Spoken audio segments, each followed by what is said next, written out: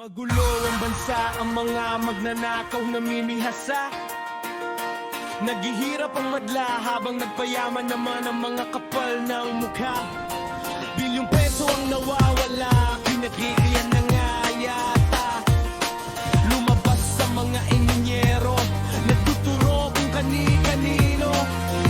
30% raw ang demand na nasa Senado at Kongreso.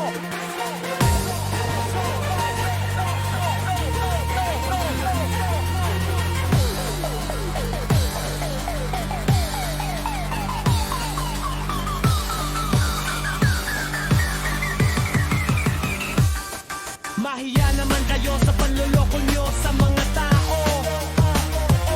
Mga disyente ang pormahal pero magnanakaw din naman. Hindi ba kayo naawa sa maraming kabayan? Halos mamatay na sa gutom habang kayo mas lalong yuman.